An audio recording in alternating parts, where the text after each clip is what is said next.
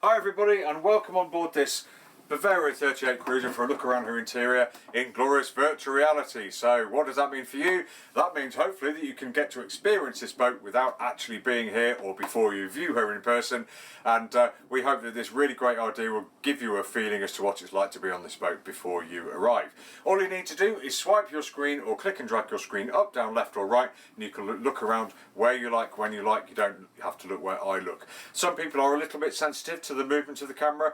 If that may be you, I will let you know when I'm going to move the camera so you can avert your eyes, and then once the camera is back down safely I will let you know so you can rejoin the tour and hopefully feel absolutely fine, but let's hope that doesn't happen. So here we are, we're inside this really lovely Bavaria 38 cruiser. I mean, what a place to be. There's loads of room, she's nice and light and bright. She just feels like that kind of luxury yacht. And if I start off by standing up and doing a head height test, I'm 5'9". There's probably just over 6 feet there, I should think, carrying all the way through the cabin, maybe dipping down a little bit as you go into the forward cabin, but that nice head height coupled with the light and bright head lining and the large cavernous interior, the light coming through the windows, the hatches and the companionway. Really nice place to be, I think you'd agree. Anyway, we come down the companionway, which is nice and easy, very shallow angled stairs. We've got handholds up there, handholds here, we've got fiddles here, and we've got handrails that go all the way along the starboard side of the saloon and start here and come all the way along the port side as well. So if we're cooking, we can hold on here if we really need to or if you really want to. Great for getting around at sea. Nice and easy to get down the stairs, really easy to get to the engine as well. There it is, we've got the nice beta unit there underneath, good access. Underneath here, port side and starboard inside the cabins, there's an access panel in there too, which is great. So really good for checking on the boat, really great for the engineers, and I was one, so I know how that feels.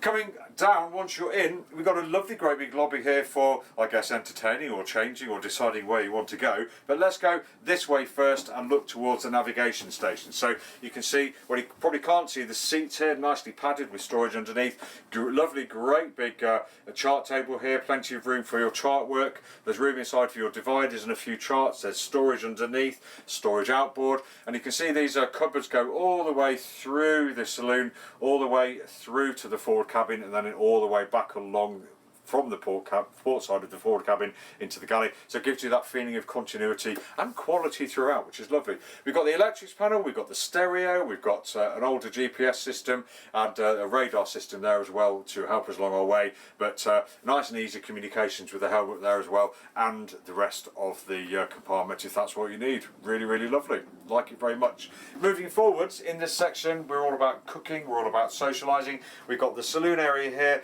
a C-shaped seating here with a bench seat inboard, which is lovely. We have storage underneath, and behind, all sorts of nooks and crannies for your bits and pieces, absolutely everywhere. 1, 2, 3 opening windows, 1, 2, 3 opening hatches, and the companionway, so that keeps this area nice and aired as well. Just a really, really great place. This particular boat, you've got the stripy wood inside, and we've got whipped carpets all over the place as well, so looks extra nice on top. Really nice. Let's pick you up for the first time and transport you to the galley.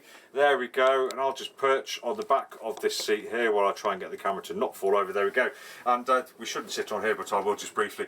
And you can see we're in the linear galley here, and if I just take a step out and a walk through, nice and easy to get through. We're not in the way of anything, but if somebody's cooking here, then we have to be a little bit careful as we shimmy past one of those little compromises on boats.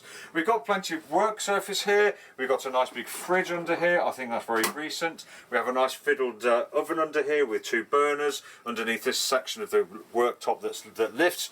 Twin sinks here as well, drawers, cupboards underneath, and then behind here, as I mentioned, we've got the continuation of the cupboards, we've got fiddle shelves, we've got something to hang on to here if you want to, and this hatch is conveniently located, as is this window, just to let the cooking fumes, moisture, all that kind of stuff disappear out into the atmosphere for everyone else to enjoy instead. But yeah, really nice area, and I think plenty of room for cooking for a decent sized crew. And of course then once we've cooked it, it's either up to the companionway in the cockpit or over to the saloon table there. Very nice indeed. Really lovely area for socialising, cooking and just being here and relaxing and chilling, I think. Let's pick you up again. I take you into the forward cabin. It feels a bit dark in here. That's just because the hatch is obscured by the dinghy that's outside. So normally there'd be light and air pouring in here. But we've got a really nice sized bed here. It's a double. It's reasonably long as well. The cupboards are both continue all the way to the forward bulkhead there. I think we can probably crawl around the outside to get onto the bed rather than crawling over the pillows to get in, so that's going, your partner will thank you for that.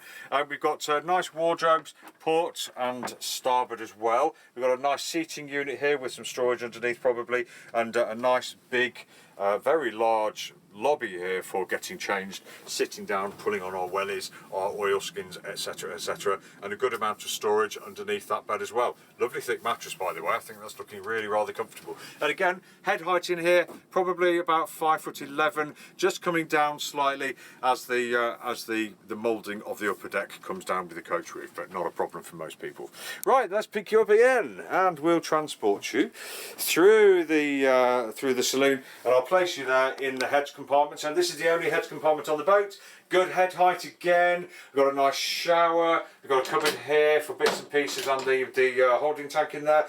Seats there for showering at sea or washing at sea with access to the bilge, etc. All the water goes down that hole there to be never seen again, hopefully. We've got a handle to hang on to if we need to. Storage underneath the sink. Storage in the after cabinet, in the after bulkhead there. Nice sink with another shower head, and the head sitting in the port aft corner there. Good head height throughout. Nice light, bright and air in here. Good radius corners, which I really like to see. Bucket of water in, scrub it all down, jobs are good and nice and clean. And we've got the opening window as well, which is always rather handy in a heads compartment. Right, let's pick you up again and take you this time into the port aft cabin. There we go. Now this boat still has got quite a lot of gear on it, so hopefully you'll get the idea, but we've got a nice wide long bed. We've got a couple of extra cushions in here, but we've got a nice lobby here to change in, a seat here to sit on while we're changing in. We've got a cupboard here. We've got access to the port side of the engine, so again the engineers will thank you. And we've got 1, 2, 3 opening windows, well 2 windows and a hatch opening here, so you should be feeling quite ventilated in this area. And if I just pick you up again for the last time, or the penultimate time should I say, and take you through here, just place you on the berth there, and I will sit down with you and spend a moment. And here we are in the starboard aft cabin. Very nice, easy to get through doors, with no problems with shoulder width, etc.